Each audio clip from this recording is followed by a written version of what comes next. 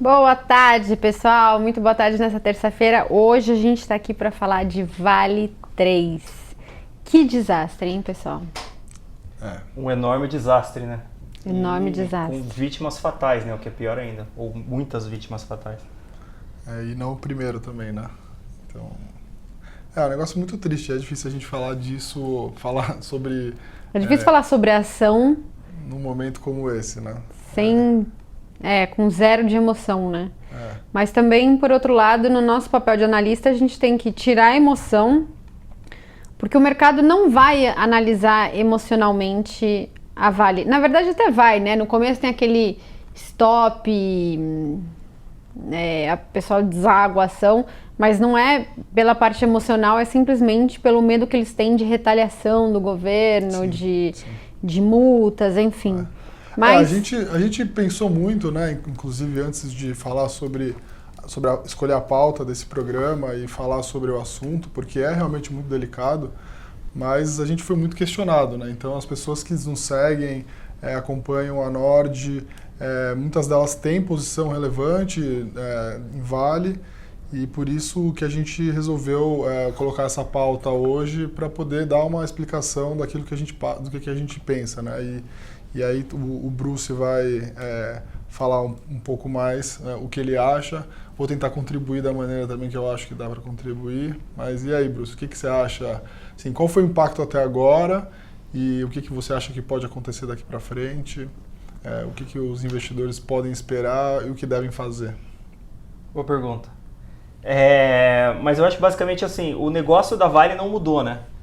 Então, beleza, romperam 2 barragens, foi trágico, ela vai sofrer perdas financeiras gigantescas, não são nem perdas, né? Ela merece sofrer as perdas. A gente precisa primeiro entender se foi negligência, se foi porque eles tinham uma auditoria lá, fez uma auditoria alemã, que eu não lembro o nome, TÜV Sud, um negócio assim. Fez uma auditoria outro dia na barragem. Uma semana antes. E constatou que a barragem era segura. Mesmo assim, a barragem rompeu. Então a gente precisa ver, aconteceu alguma coisa? Ou a auditoria foi feita de alguma forma, sei lá, ruim ou incorreta? Foi legal, né? Teve a auditoria deveria ser responsabilizada, né? Não sei. Então, se for auditoria responsabilizada, Vale, na verdade, não deveria, né? Ou então foi negligência, ou foi fraude, né? Até prenderam acho que 5 pessoas hoje pela manhã. O que saiu na imprensa é que foi uma fraude, né, nessa análise da auditoria. Então é difícil falar agora. O que a gente pode fazer é analisar se fosse 100% responsabilidade da Vale, qual seria o impacto financeiro na empresa e o que a empresa vai ser depois que passar esse turbilhão, né? Então hoje em dia você tem milhões de informações. Eu vi o jornal ontem, era só sobre Vale, né, obviamente. Muito mais focado, obviamente, na perda humana, né, nas vítimas do que na empresa. Mas a gente vai ver muita coisa ainda sobre a empresa, sobre essa auditoria, sobre a possível fraude, sobre quem fez a auditoria, sobre responsabilização da diretoria da própria Vale, né, que até o nosso maravilhoso vice-presidente ontem comentou que poderia talvez culpar a própria diretoria da Vale, né. A gente vai ter que também ver o que a Vale vai fazer. A Vale já anunciou que vai pagar R$100 mil para as famílias, mas para eles é nada. Eles poderiam ter anunciado que vão pagar R$1 milhão para cada família, também para eles não seria tanta diferença. Então, eu acho que era legal. São vários pontos, né? O que aconteceu até agora com a ação? Assim, um dia antes, na sexta-feira tinha caído 8%. Na sexta o Brasil estava fechado, né? Então se a gente olhar só Brasil, aqui caiu 24% ontem, 24,5%, quase 25%. O que dá uns 70 bilhões de perda de mercado. Dá 70 bilhões de reais. E hoje como estamos? Hoje está subindo 3 ou 4%, sei lá, está recuperando um pouquinho. Então se ela cai 25%, é importante falar, ela precisa subir 32% para voltar ao mesmo nível, né? Então, quando ela cai, ela digamos, sofre mais para subir de volta. O custo foi 70 bilhões de reais. O que a gente ouviu falar até agora são 11 bilhões de reais de multas, de talvez prejuízo para a Vale, se for apurado que a culpa é dela, que a barragem rompeu, né? Que foi negligência, não sei. Então vamos chutar que foi o dobro, ela vai sofrer o dobro das multas, 22 bilhões de reais.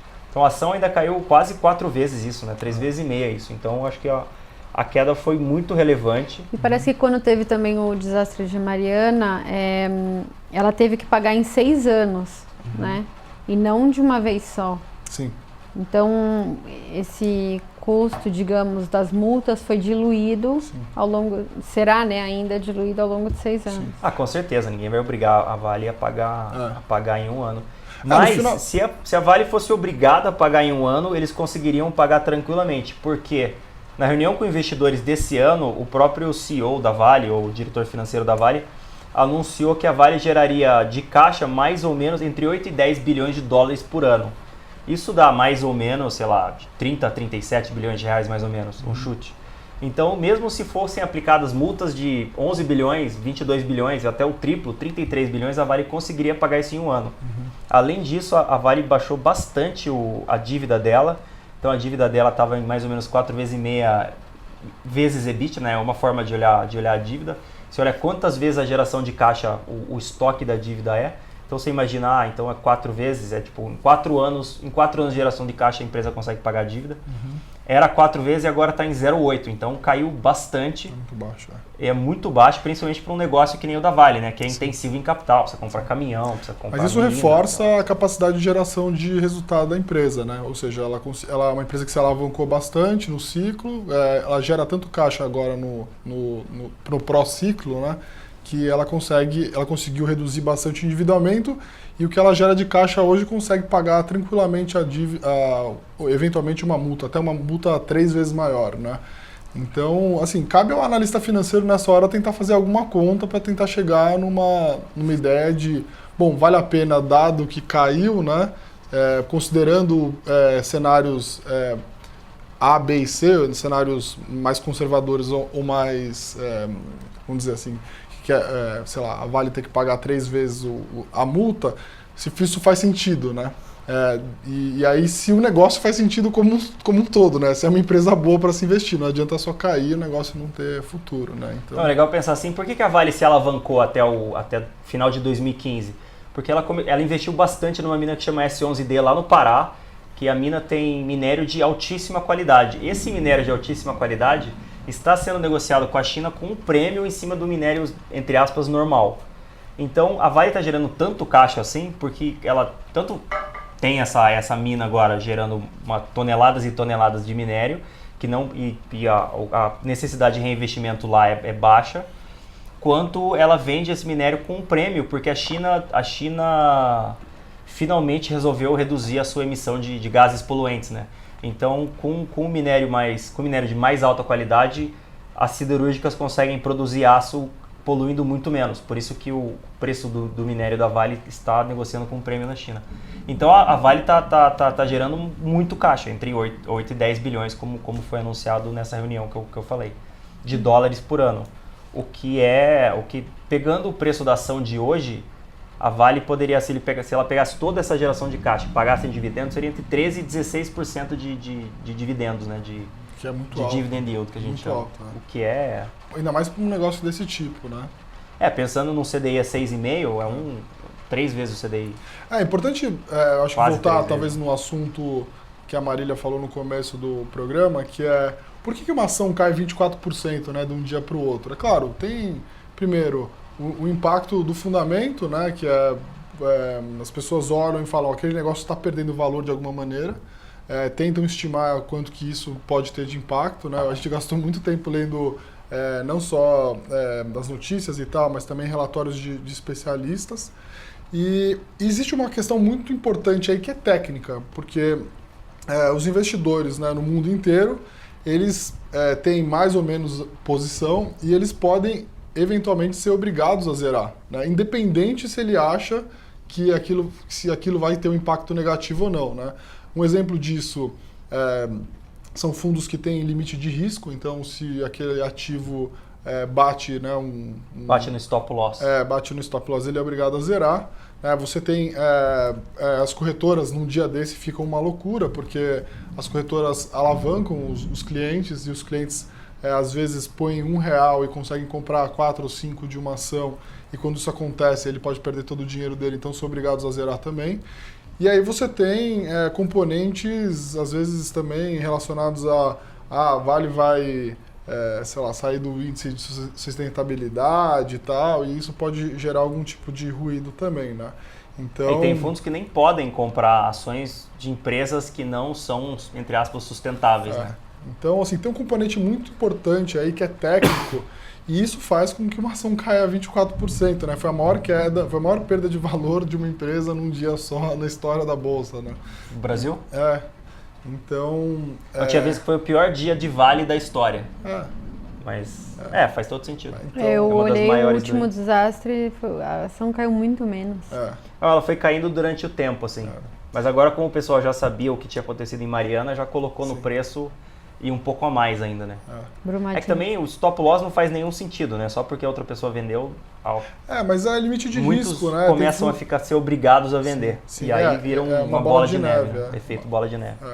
Mas esse componente técnico vai acontecer ainda nos próximos dias, né? Que é assim, você tem um volume gigantesco. Lembrando também que você tem robôs que ficam operando isso. Então imagina para um robô tentar interpretar um movimento que está lá no rabo da cauda, né? Uma coisa que não acontece nunca. Assim. Se você pegar, talvez, os últimos 10 anos de Vale, quantas vezes a Vale caiu mais de 20%? Talvez uma ou duas no máximo, né? Então, assim, imagina para o robô que é quantitativo, que tenta interpretar movimentos, acontece uma coisa dessa, né? Então, assim, o mercado ainda vai continuar operando tecnicamente por algum tempo, vão sair várias notícias ainda, mas de verdade, assim, o que a gente pôde avaliar olhando os números, e aí acho que essa conta é mais do Bruce aí, é de que, assim, hoje faria sentido sim investir em Vale, considerando, claro, a perda de valor que ela teve e o possível impacto que ela tem, né? Inclusive, eu vi várias entrevistas de alguns gestores. O que acontece, né? A Vale ela tem uma participação no Ibovespa de aproximadamente 9%. O que aconteceu no ano passado e estava acontecendo esse ano, né? Geralmente os gestores de ações eles estão underweight nessas empresas, ou seja, eles têm menos participação do que os 9% da bolsa. Então muita gente ficou para trás, porque né, as exportadoras de commodity e tal andaram muito. Então, mesmo os fundos que tinham muito, tinham pouco. Tinham, sei lá, 11% e tal, 11%, 12%. Então, não foram tão impactados, né? Especulou-se muito ontem o que ia acontecer com os fundos que tinham posições grandes em Vale. Não aconteceu nada de super grave, né, no final das contas.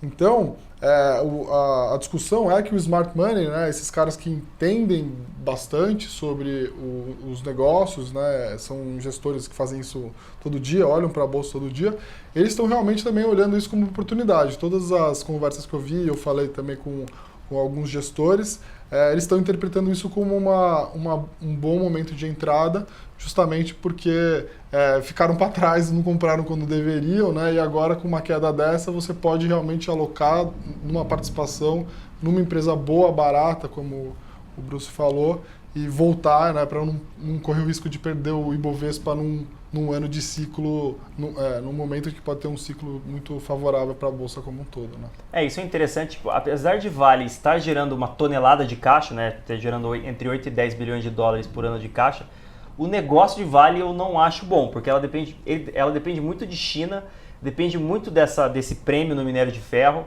então depende muito do ciclo de commodities, depende muito do crescimento chinês, infraestrutura chinesa, coisas que a gente não consegue compreender do outro lado do mundo. A gente não tem, o que a gente chama, entre aspas, de edge no mercado financeiro, a gente não tem nenhuma vantagem competitiva em negociar alguma coisa que depende de outra coisa do outro lado do mundo. Então, por isso que não recomendamos Vale no meu relatório investidor de valor, apesar de eu achar que sim, vale a pena comprar, é que acho que tem uma diferença de estratégia aí que acho que ficou muito grande. Passei ontem à noite em claro pensando nisso. Eu acho que também vale a pena reforçar que essa é uma análise financeira, né? A análise emocional é igual, acho que para mim, para você, para todo mundo, que foi uma tragédia. A gente ainda não sabe quem foram os responsáveis, é o que o Bruce estava falando. Foi feito uma semana antes como é que fala, assim, foi feita uma auditoria por uma empresa alemã. Então, assim, as apurações vão ser feitas e com certeza, e depois de toda essa comoção nacional, com certeza os culpados vão pagar por isso, né? Ou deveriam pagar por isso. A análise que a gente faz aqui é financeira, né? Assim, se for uma análise emotiva, provavelmente outras pessoas estariam fazendo em outros tipos de programa, tá? Esse programa é um programa sobre análise financeira e sobre ações e sobre investimentos em geral. O que a gente está tentando passar aqui é que a queda de 25% nos preços da Vale fizeram com que a ação numa conta puramente financeira ficassem muito atrativas, tá? Então a recomendação é uma forma de você comprar uma empresa barata. Se você acha que você não compraria esse tipo de empresa, você tem na sua cabeça que a empresa foi culpada e criminosa e não compraria de jeito nenhum pelo motivo de ética, você tem a sua razão, você é livre para fazer o que você quiser e manifestar os seus investimentos da forma que você preferir, cada um na sua, tá certo? Então, a análise que a gente está fazendo é uma análise financeira do ponto de vista financeiro. Lembrando assim, sem envolver tipos de desastre, né, existem vários outros casos de outras empresas, óbvio que menos grave, esse foi um caso super grave, né? E é importante de novo reforçar que a gente não sabe ainda quem foi o culpado. Então, se é que teve um culpado. Se é que teve um culpado. Pode ser que a auditoria tenha sido bem feita, a Vale fez tudo certinho, seguiu as leis, mas... Sim. Eu, inclusive, li um texto de um especialista, que eu não consigo apurar se é um especialista mesmo ou não, mas assim, é uma pessoa que entende, é do setor e tal, falando de que o Brasil, nesse sentido, é muito pouco evoluído. Ou seja, o Brasil é pouco técnico para saber e medir propriamente os riscos de uma barragem, né? E então, assim, agora sim as coisas ainda estão muito vivas, as pessoas estão muito emotivas e tudo mais, e eu entendo bastante isso, mas assim, já aconteceram outros casos desse na Bolsa, envolvendo outros tipos de empresa. Na Petrobras já aconteceram milhares de explosões em fábricas que mataram pessoas, né? Eu lembro até numa vez um container de uma empresa listada em Bolsa, um galpão também teve negligência e aí morreram pessoas e tal. A gente aqui não está querendo, pelo amor de Deus, fazer nenhum tipo de juízo de valor e nem tentar fazer uma coisa oportunista, né? A gente está só olhando porque, né, a gente olha para ativos financeiros e as pessoas detêm essas posições, inclusive isso impacta o bolso das pessoas, né, de uma maneira ou outra. Então a análise é porque como é uma empresa que é responsável por 9% do índice, quem replica o índice e investe na bolsa de forma passiva, por exemplo, no BOVA11, automaticamente está investido em 9% de Vale. Sim. É verdade? Inclusive... E em muitos outros índices, né? Não, e não só em índices, vou lembrar bem uma Ou coisa. fundos. Vou lembrar bem uma coisa, você pode não investir em Vale diretamente, mas você não sabe se o fundo que você investe em Vale. Por exemplo, a gente recebeu esse WhatsApp, não sei exatamente de onde veio, eu posso estar passando fake news, mas os fundos que detinham um percentual alto da Vale. Então tem aqui Mauá Capital Ações, 14,7% de Vale. Aí tem um Sharp Ibovespa, Azequest, Bahia, Alaska Black, Sul América, Murano, Bahia de novo, Brasil Plural, isso, Pacífico, né? SPX, Apex. Mas isso aí são fundos de ações, né? Mas esses são os que tinham mais de 9% de Vale. Sim, são assim, os que estavam overweight. Não só isso, os fundos que tinham na sua carteira, né, você considera uma carteira 100%. Esses fundos tinham maior participação dentro da carteira. Isso não considera, por exemplo, o tamanho do fundo. Pode ter um fundo de 100 milhões com 14 milhões e pode ter um fundo que tenha menos, 1 bilhão e tinha 90 milhões da ação. Então pode ser diferente uma coisa da outra. Mas a gente tem que lembrar também que não são só os fundos de ações que têm participação nas ações da Vale, né? Então, fundos multimercados têm... Fundos de pensão. Fundos de pensão têm participação na Vale, né? Inclusive, para quem investe nos fundos de pensão da empresa onde trabalha e tal, pode ter sofrido alguma repercussão em Quantos relação a isso. empregados a Vale emprega? Quantas Vale. pessoas a Vale emprega? Não faço ideia. Monte. Quantas famílias a Vale sustenta com os salários pagos? Quantas pessoas comem porque a Vale paga os respectivos salários das famílias? Pois é, Milhares, deve ser milhares. um monte. Mas aí tem um detalhe também, porque os fundos multimercado hoje eles estão muito ativos em bolsa. Então os fundos multimercado também 73 mil. 73 mil famílias são sustentadas com os salários pagos pela Vale. Quanto imposto a Vale paga para o governo conseguir investir em saúde e educação mal e porcamente, mas aí é um problema do governo. Mas assim, indiretamente, muita gente está exposto à Vale, direto ou indiretamente, seja comprando ações, seja comprando fundos de ações, comprando fundo multimercado e também comprando fundo de renda fixa. Porque em fundo de renda fixa você pode ter lá debêntures de Vale, você pode ter crédito, enfim. Aliás, as debêntures de infraestrutura da Vale, que são isentas de imposto, são também uma das debêntures mais encontradas aí. Na carteira das pessoas físicas, principalmente por elas serem isentas de imposto de renda. Não, e todo mundo que tem fundo de pensão, normalmente o fundo de pensão segue Ibovespa, e Ibovespa tem 9% de Vale, e o cara tem Vale. De uma forma ou de outra. Agora, quem tem, por exemplo, a debênture da Vale, Bruce, você acha que pelo impacto financeiro das multas, enfim, é para se preocupar? Eu acho que não, porque o endividamento da empresa é muito baixo, né? 0,8 vezes EBITDA para uma empresa desse nível é muito baixo.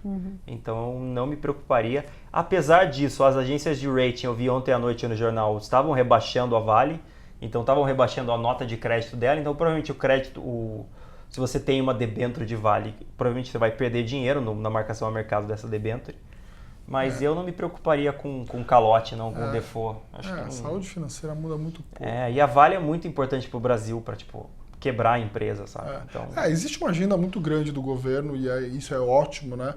De responsabilizar as pessoas, seja qual é a empresa, né? Seja qual for a empresa. Então, assim, a Vale é uma empresa super relevante aqui no Brasil. Não dá para medir qual o impacto social que ela acaba gerando, né? Então, assim, a gente espera que esse governo, assim, como brasileiro, a gente espera que o governo consiga tomar medidas para melhorar o ambiente econômico, melhorar esse ambiente de fiscalização, agências, né? Diminuir a burocracia. O Bolsonaro fala muito de coibir a indústria da multa, né? Multas ambientais e tudo mais. Tem muita gente que não gosta desse papo e tal, mas a gente sabe que, é claro que a gente precisa respeitar o ambiente, mas a gente sabe que isso acaba derivando para outros lados, né? Então as agências acabam virando cabide de emprego, de partidos e tal. Então assim, a gente espera sim que esse governo consiga endereçar essas coisas e assim, que tomem as medidas necessárias para que os impactos sociais, ambientais e das pessoas, né, sejam, enfim, de alguma maneira recompensados. E o Brasil tem 24 mil barragens. Eu li um dado... 24.700 são líquidas, eu acho que chama. Que é essa aqui, de lama, né? Então tem muitas que são sólidas, eu não sei qual a diferença também, tecnicamente, assim. Mas são 24 mil, tipo, infinito o número de barragens. Mas há 10 anos, então, é muito grande, e até 10 anos atrás, eu vi uma notícia hoje, eles não tinham as informações de todas, ou seja, eles não sabiam, assim, quantas tinham, quantas eram de um tipo, quantas estavam em situação grave ou não grave, então assim... E hoje tem 40 e poucas que estão em situação irregular, tem risco de romper. Então, tipo, eu não sei se essas 40 e poucos estão próximas de áreas populadas, né? Que tipo, possa ter algum risco à vida se alguma delas romper. Mas hoje a gente tem 40 e poucos, nenhuma delas é da Vale, segundo eu li em algum lugar. Mas isso é interessante, né? A quantidade de barragens e a quantidade de barragens que estão em situação irregular hoje é gigantesca. É assustador, né? A gente tem alguma perguntinha aí? Tem muitos comentários e acho que a principal pergunta era sobre a parte das debêntures também. O que eu acho legal... a Isa está perguntando se a Vale se recupera ainda esse ano. Acho que sim, né? Possível Dá saber. pra saber. É muito... Assim, o news flow, né? O fluxo de notícias, então... Quanto mais notícias negativas saírem no jornal, mais a ação vai cair. Quanto menos notícias saírem no jornal, menos a ação vai cair. Ela já caiu o suficiente para o que saiu até agora, então ainda tem digamos, uma margem de segurança grande pelo impacto, né? De notícias negativas, pelo que a empresa já caiu. Por isso que a gente está recomendando compra, a gente acha que seria legal comprar agora. Mas, claro que a Vale pode ser responsabilizada, o CEO da Vale, o presidente da Vale pode ser responsabilizado na física com a tragédia, né? Então o cara pode ir para cadeia, se for negligência, se for provada a negligência dele, né? Então tem muita coisa que pode acontecer ainda. A probabilidade é que não seja, né? Já que a Vale teve auditoria, então, digamos, tiveram alguns cheques e algumas checagens aí no meio do caminho que podem, digamos, provar que a Vale tentou fazer o máximo possível para seguir a lei, para estar em conformidade com o que precisava ser feito. Mas é impossível saber. Eu acho que nesse gancho dos fundos, né, e dos fundos que tinham Vale e tal, muita gente também quer saber, então como é que eu faço para escolher bem os fundos que eu vou investir? Sim, eu acho que eu tenho duas coisas que me preocupam muito na hora de investir num fundo, né? Primeiro, na verdade três, vou falar. Então, assim, a primeira questão que me preocupa bastante é a concentração, né? A gente vê muita gente falando, olha, eu entendo muito dessa empresa e eu estou muito confortável com o case, eu sou especialista, eu tenho um time maravilhoso, então, assim, a minha posição dentro do fundo é de 20% dessa empresa. Eu acho que, dada a quantidade de oportunidades que você tem na bolsa, essa é uma alocação muito grande. Então, assim, quando eu vou investir num fundo, eu me preocupo em saber se esse fundo é um fundo que tem, por exemplo, algum tipo de métrica máxima de alocação num papel só, num setor só. Então, assim, concentração é uma coisa que me preocupa. Alavancagem é outra coisa que me preocupa, né? Então, assim, existem alguns fundos de ações que não permitem alavancagem, não permitem day trade, então, assim, isso está explícito no regulamento dele. Então, eu investindo nesse fundo, eu tenho certeza de que esse fundo não vai ter uma perda maior do que o patrimônio dele. Só para dar um exemplo, né? Então, se você imagina que você tenha um fundo que tem 100%, se você alavanca uma parte, ou seja, você pega dinheiro emprestado e alavanca ele até 150%, se a posição inteira cai, sei lá, 20%, esse fundo vai cair 40%. Né? Então, se cai 20%, está alavancado, ele vai cair em 30%. Então, assim, isso, de alguma maneira, se a bolsa cai 50%, esse fundo quase perde o dinheiro inteiro. Então, isso já aconteceu várias vezes com alguns fundos que são alavancados em ações. Né? A terceira questão é a capacity. Mas caiu mais que o patrimônio? Ficou devendo dinheiro? GWI foi assim, porque tinha uma posição muito grande. Não é normal, né? Não é normal, assim. Mas existe, isso existe. E isso vai acontecer cada vez mais porque com a redução dos prêmios, principalmente em renda fixa, as pessoas vão ter que ter uma posição maior em bolsa, em renda fixa mais alavancada e tudo mais, mas isso talvez seja uma outra questão. E a terceira coisa é o capacity, né? Então, se o fundo fica muito grande e ele tem uma posição muito grande numa empresa que tem um capital pequeno, né, e acontece alguma coisa isso numa empresa, para ele poder sair ou se movimentar, isso pode impactar muito o patrimônio. Então são todas essas coisas que a gente analisa na hora de investir num fundo e a gente vai ter até uma live amanhã, né, no nosso canal, que é nordresearch.com.br/Infomoney. Acho que vai ser no nosso canal do YouTube, não vai? Sim, mas dá para você se cadastrar lá. Se cadastrando lá, você consegue receber o aviso depois da live, que vai ser no nosso próprio canal do YouTube depois. E aí a gente pode falar mais sobre isso. A live é um programa ao vivo, tá? Só para... Esse linguajar de rede social, vou fazer uma live. Mas é muito legal, porque quem quiser entender quais as informações mais importantes que você tem que ver no seu gestor antes de investir no fundo, né? Se você não gosta de investir você mesmo, você se sente inseguro e você delega isso para alguém, tem certas coisas que você tem que analisar nesse time de gestores para garantir que você está investindo em um bom fundo. Não adianta você sair da poupança e ir para um fundo péssimo, né? Sim. Então você tem que seguir aí certos passos ou ficar atento em certas variáveis para escolher um bom fundo para você poder realmente ficar tranquilo na hora de investir. E o Breia vai falar sobre isso, exatamente isso, como, assim, as pegadinhas principais. A gente até estava falando, né, ontem lá na mesa, poxa, tem gente que analisa fundo olhando performance. Aí você pega um fundo de bolsa e olha a performance dele desde que ele abriu, só que ele abriu em 2017 e ele investe em bolsa e desde então a bolsa só subiu, então o fundo só subiu. Sim. Quer dizer, por isso que a análise tem que ser um pouco mais complicada do que isso, né? Assim, e quando a bolsa caiu, como é que esse fundo performou? Ah, então quando a bolsa cai ele perde menos e quando a bolsa sobe ele ganha mais? Isso sim é um bom fundo. Sim. Enfim, tem uma série de variáveis e o Bre vai falar exatamente sobre isso e tudo sobre como escolher os melhores fundos para você e no final você vai dar uma recomendação de fundos, né, Bre? Vou. Muito bom. Tio Breia vai ensinar a gente como selecionar fundo. Um negócio legal também é quando você conversa com o gestor, ele fala, não, porque eu tenho uma análise de risco e eu tenho aqui 45 pessoas fazendo risco para mim, não sei o que lá. Mas quando você vai ver efetivamente o que acontece, o risco, o cara faz o que quer, né? Então é interessante você sempre rebater o que o cara fala normalmente com o que acontece em momentos tipo ontem, assim, em momentos de crise ou momentos de euforia, para ver se o cara segue as regras que ele mesmo se impõe. Quando eu falo cara, eu quero dizer o gestor. Então é isso aí, pessoal. Muito obrigada pela participação de todos vocês, muito obrigada pelas perguntas e acompanhem a gente amanhã na nossa live no www.nordresearch.com.br/infomoney ou diretamente no nosso canal do YouTube. Obrigada.